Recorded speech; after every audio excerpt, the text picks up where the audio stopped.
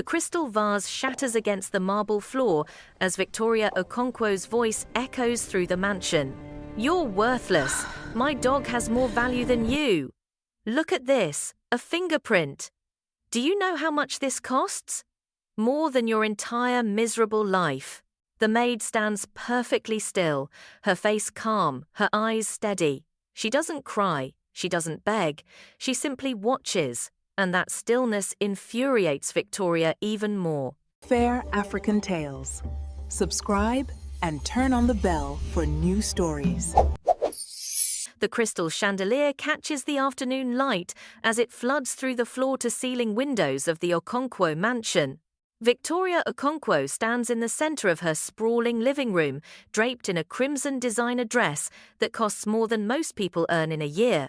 Her perfectly manicured nails tap against her champagne glass as she surveys her domain with the cold satisfaction of a queen surveying her kingdom.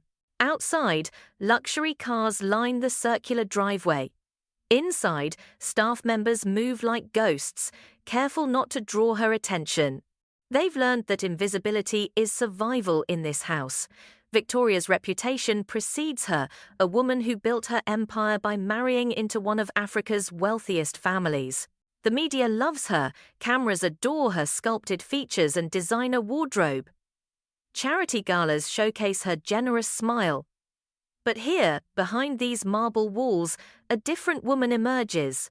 The door opens and Mrs. Adebayo, the head housekeeper, enters with a young woman trailing behind her. The newcomer wears a simple black uniform, her hair pulled back into a neat bun. She carries herself with an unusual stillness, her dark eyes calm and observant. This is Chioma, the new maid. Victoria's gaze sweeps over her with the dismissiveness of someone examining an insect. "This is the best you could find, Mrs. Adebayo?" She looks ordinary, painfully ordinary. Mrs. Adebayo clears her throat nervously. "She comes highly recommended, madam. Her references are impeccable." "References," Victoria scoffs, circling Chioma like a predator. "I don't care about references. I care about obedience. I care about perfection. Can you provide that, girl?" Chioma meets her gaze directly, unflinching. "I can do my job well, madam." Something in that direct stare irritates Victoria. Most people look down when she speaks, cower under her scrutiny. This girl doesn't. "Your job is whatever I say it is. You clean what I tell you to clean. You stand where I tell you to stand. You breathe when I give you permission. Do you understand?" "Yes, madam." "Good. Start with the west wing. Every window, every surface, every corner. I want it spotless by sunset." Victoria checks her diamond-encrusted watch. "That gives you 4 hours for a job that should take 8. Pray you don't disappoint me, Mrs. Adebayo leads Chioma away, whispering apologies that the younger woman waves off with a gentle smile. As they disappear down the corridor, Victoria returns to her champagne, satisfied. Another worker to break, another soul to crush beneath her heel. It's what she does best. But in the West Wing, Chioma moves through the rooms with methodical efficiency. Her hands work quickly, but her eyes notice everything. The original artwork on the walls, the antique furniture, the family photographs carefully arranged on shelves, some faces notably absent. She pauses at a portrait of Victoria with her husband, Daniel Okonkwo, a distinguished man whose eyes hold a sadness the photographer couldn't quite hide. Days blur into a routine of cruelty. Victoria finds new ways to demean her. She dumps coffee on freshly mopped floors and demands they be cleaned again. She throws perfectly folded laundry down the stairs because one pillowcase has a microscopic wrinkle. She screams insults that echo through the mansion, her voice sharp enough to cut glass. "You're worthless. My dog has more value than you. Look at this vase. You've left a fingerprint." "A fingerprint? Do you know how much this costs? More than your entire miserable life." The other staff members watch with pity and relief, grateful they're not today's target. But Chioma never breaks. She simply nods, apologizes without groveling, and corrects whatever imagined mistake Victoria has conjured. Her composure is unshakable, like water flowing around rocks. This calm infuriates Victoria more than tears would. She wanted to see this girl break, wanted to watch the light die in those steady eyes. Instead, Chioma moves through the abuse like it's merely weather, something to be endured but not feared. One morning, Victoria hosts a brunch for Lagos's social elite. Women in designer outfits fill the garden terrace, their laughter tinkling like wind chimes. Chioma serves champagne and canapes, moving between guests with practiced grace. More champagne! Victoria snaps her fingers without looking up from her conversation. Chioma refills her glass smoothly. But Victoria isn't finished. She turns to her guests with a theatrical sigh. You can't find good help anymore. This one barely knows how to pour properly. I'm practically training her from infancy. The women laugh politely, though several look uncomfortable. Chioma's expression doesn't change. She simply continues her rounds, but Victoria notices something. The way Chioma holds the bottle, the angle of her wrist, the perfect distance from the glass rim. It's not amateur. It's professional, more than professional.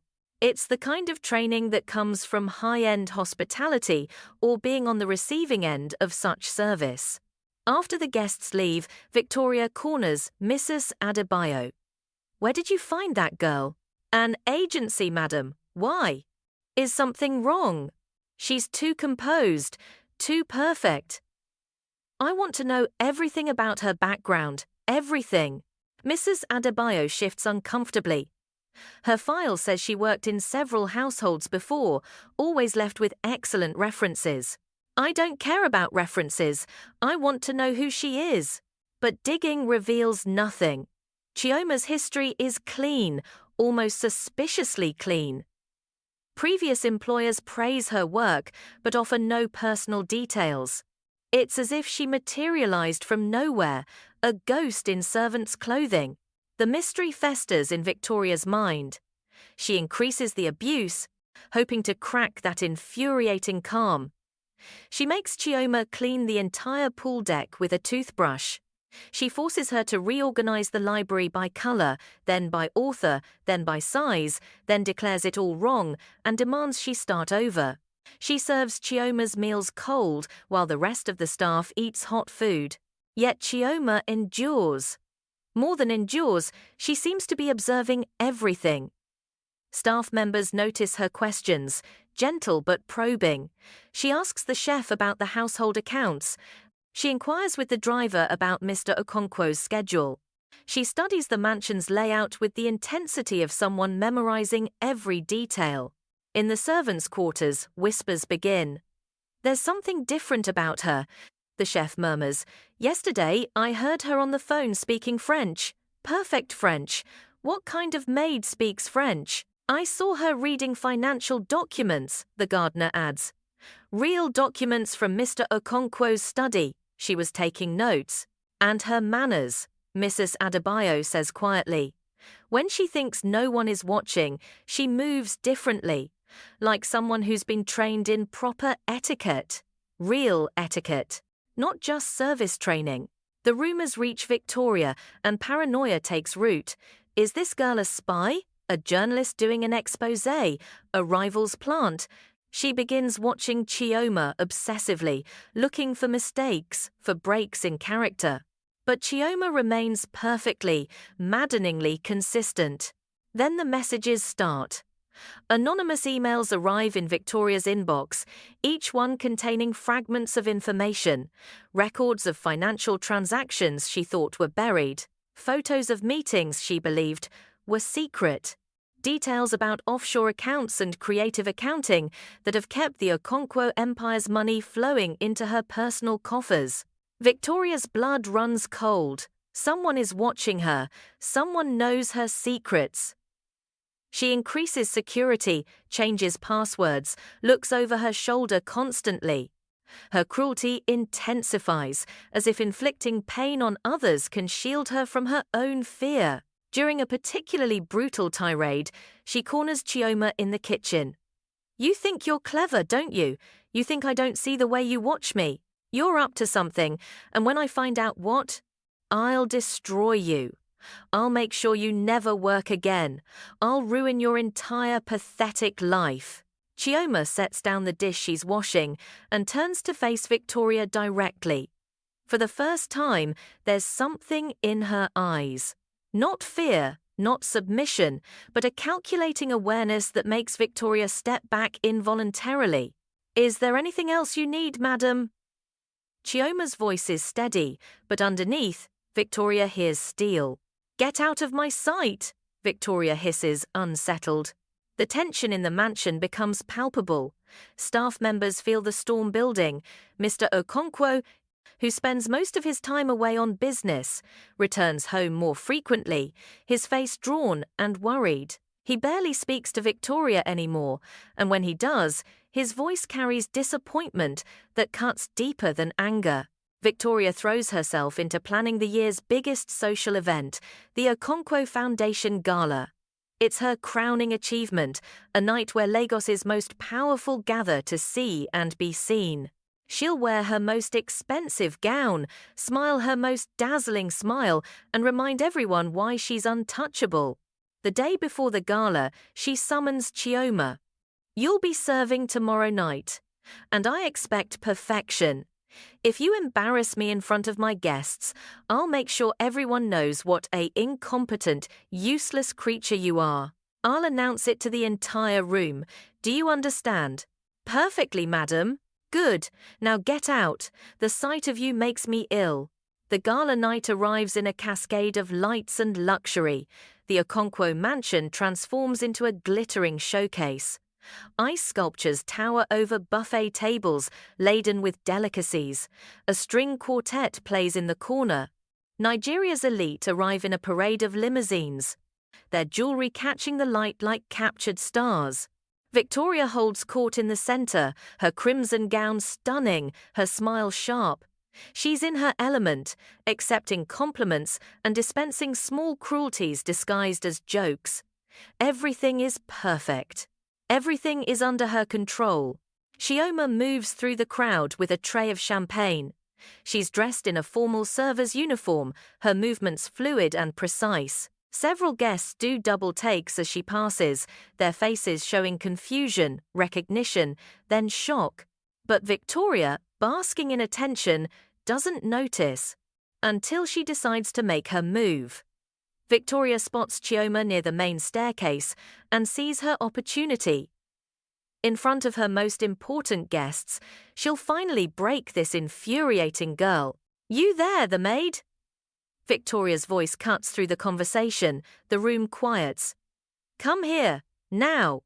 Chioma turns slowly, her expression neutral. She walks toward Victoria with measured steps.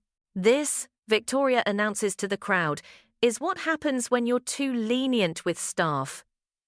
This girl has been nothing but trouble since she arrived. Lazy, incompetent, disrespectful. I've tried to train her, to give her opportunities, but some people are simply beyond help. The guests shift uncomfortably. This is more than they expected, more than society's polite cruelty. This is public humiliation, and it leaves a bad taste in expensive champagne. Victoria continues, emboldened by her audience. "In fact, I think it's time we all knew exactly what kind of person we've allowed into our home. Tell everyone, girl. Tell them about your background. Tell them about your family. Tell them who you really are." The room falls completely silent. Chioma sets down her tray carefully. When she straightens, something has shifted. The submissive posture is gone, replaced by a bearing that commands attention. She looks directly at Victoria with eyes that no longer pretend to be humble.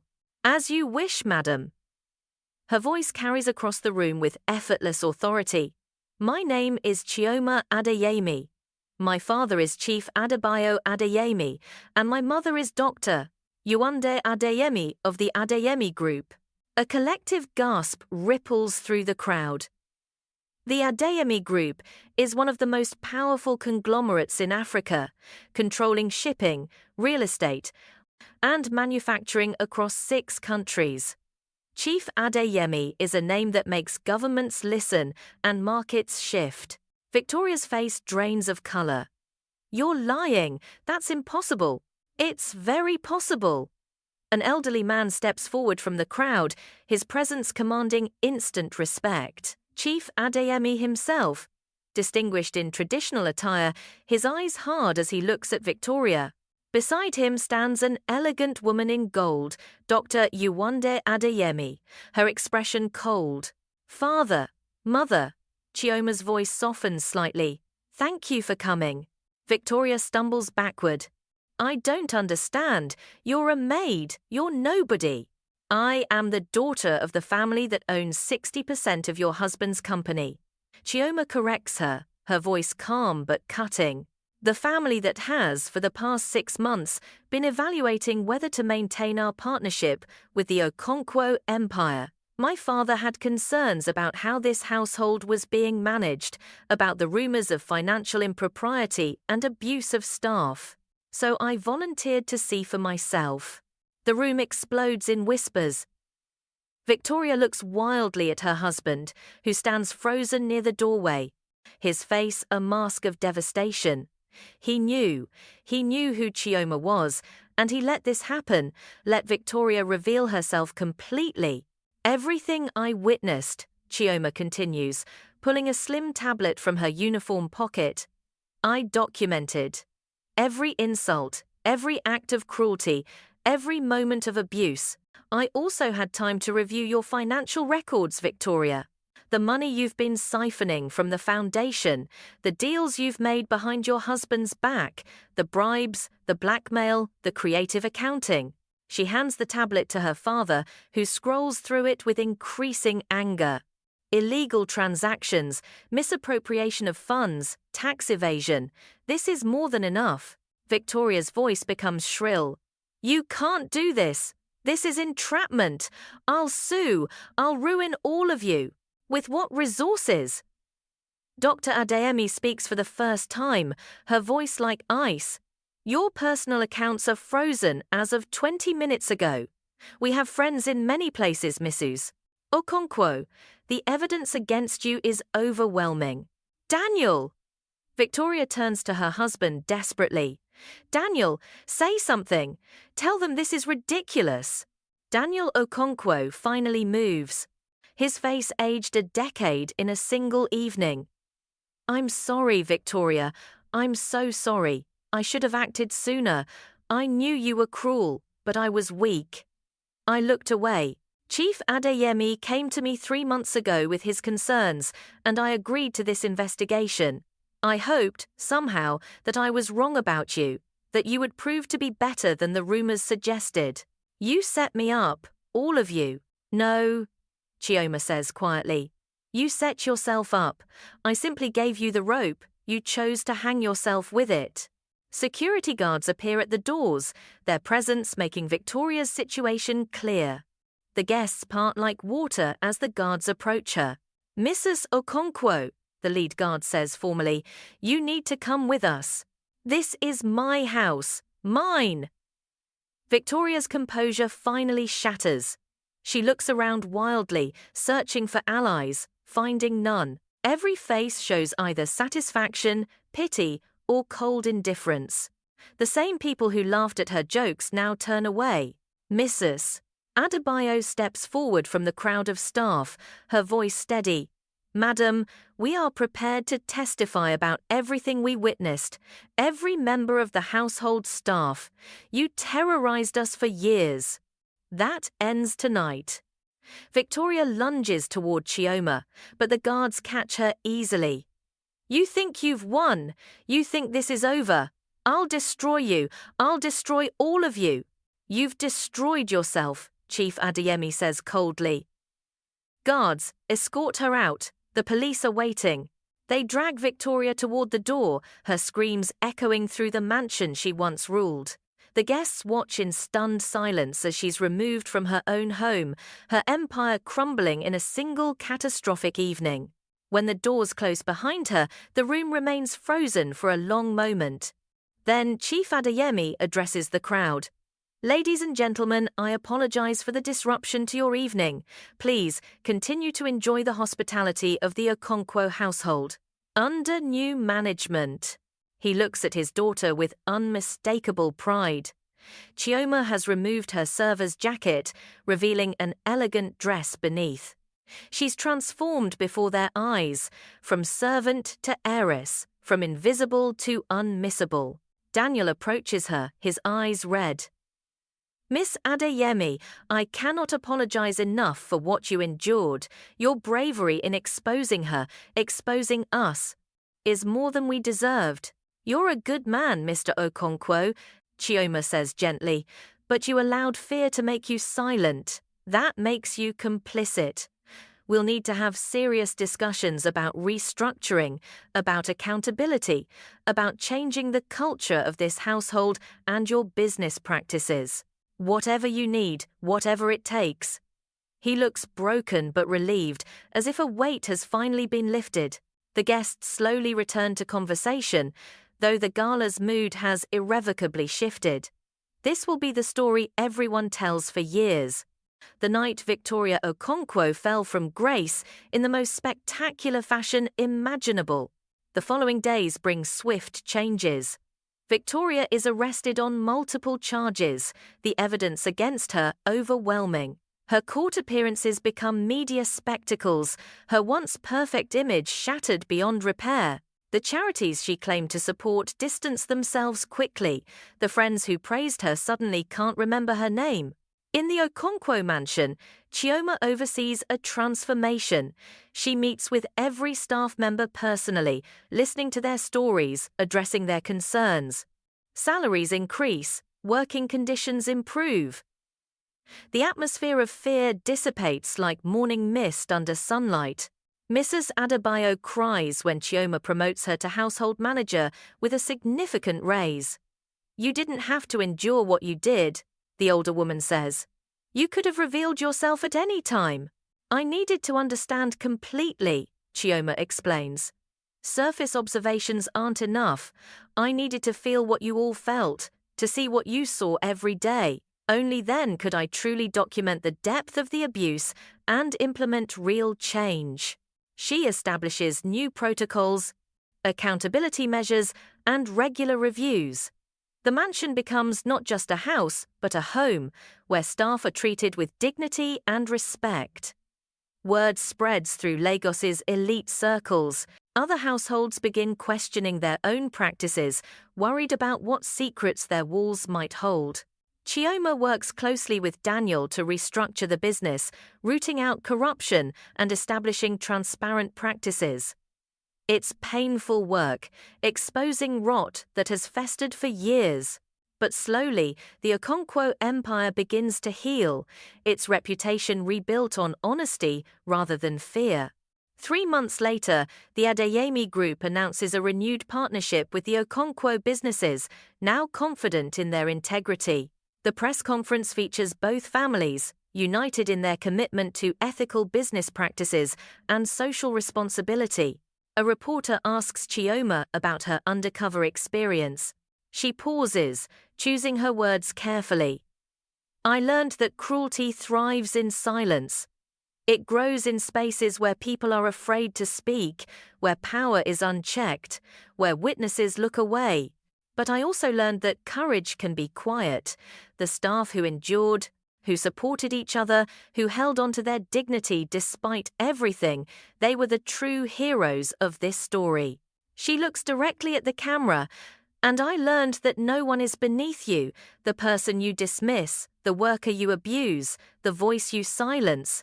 They might be watching, remembering, documenting, but more importantly, they are human beings, deserving of respect, regardless of their position." That's not a threat. That's simply the truth we should all live by. The interview goes viral, shared across social media with hashtags about accountability and dignity. Chioma becomes an unexpected symbol, not just of justice served, but of the quiet strength required to endure and overcome. In the mansion's garden, where Victoria once held her cruel court, Chioma sits with the staff during their break. They laugh together, sharing stories and hope. The house is filled with warmth now, with life. This is the real victory, not the dramatic revelation or the fall of a tyrant, but the daily reality of people treated with humanity. Chief Adeyemi visits often, proud of his daughter's work. "You could have handled this from the office," he tells her. "You didn't need to subject yourself to such treatment." "Yes, I did," Chioma insists. Leadership isn't about observing from above, it's about understanding from within. How could I implement real change without experiencing what needed to change? Victoria's trial concludes with multiple convictions. She faces years in prison, her wealth seized to compensate victims and repay stolen funds. Some pity her fall, but most see it as inevitable. Cruelty built her empire, and cruelty destroyed it. The mansion hosts a new gala, but this time the atmosphere is different. Staff members are introduced by name, their contributions acknowledged publicly. The Okonkwo Foundation, now under proper oversight, announces legitimate charitable initiatives with real impact. The evening celebrates not excess but purpose, not power but service. Chioma addresses the crowd from the same staircase where Victoria tried to humiliate her.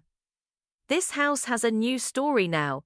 Not one of fear and abuse, but of accountability and growth. We can't erase the past, but we can learn from it. We can choose every day to treat people with the dignity they deserve. That choice defines us more than wealth, more than status, more than anything else. The guests applaud, and this time the appreciation is genuine. They've witnessed transformation, and it's made them examine their own lives, their own choices, their own capacity for both cruelty and kindness. As the evening winds down, Chioma stands alone on the terrace, looking out over the lit gardens. Mrs. Adebayo joins her, carrying 2 cups of tea. "You've done something remarkable here," the older woman says. "We've done it," Chioma corrects, "all of us together." That's how real change happens. They stand in comfortable silence, watching the night settle over Lagos. Somewhere in the city, Victoria sits in a cell, her empire reduced to memories and regrets. But here, in the house she once ruled with terror, life blooms in her absence. The story spreads beyond Lagos, beyond Nigeria, becoming a cautionary tale shared in boardrooms and households across the continent. People whisper about the billionaire wife who forgot that cruelty always has consequences, and the maid who reminded the world that dignity cannot be stripped away by abuse, only revealed in how we respond to it. Chioma continues her work, not just in the Okonkwo household, but across the Adeyemi Group's holdings. She implements standards for worker treatment, establishes anonymous reporting systems, and creates cultures of accountability. It's quiet revolution, one policy at a time, one household at a time, one transformed heart at a time. And in the end, that's the real story. Not the dramatic fall of a villain or the reveal of hidden identity, but the sustained, difficult work of choosing kindness over cruelty, accountability over impunity, and human dignity above all else. The mansion stands as a testament to this truth, its marble halls no longer echoing with fear, but resonating with respect. Victoria's ghost lingers in corners, a reminder of what happens when power corrupts and cruelty reigns unchecked.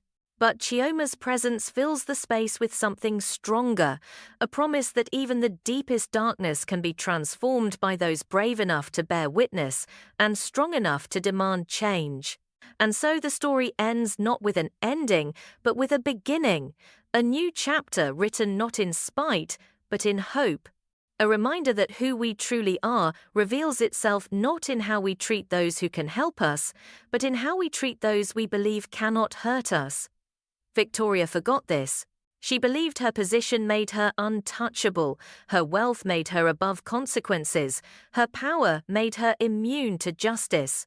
She was wrong. The truth always emerges. Cruelty always finds its reckoning, and kindness, no matter how quiet, always endures. What's a story that taught you about the power of dignity and respect? Share your thoughts in the comments below, and if this story moved you, subscribe to Fair African Tales for more incredible stories that challenge, inspire, and transform. Hit that notification bell so you never miss a tale that could change your perspective. Remember, the way we treat others when no one is watching reveals who we truly are. Let's choose kindness. Let's choose accountability. Let's choose dignity for all. Subscribe now and join our community of conscious storytellers.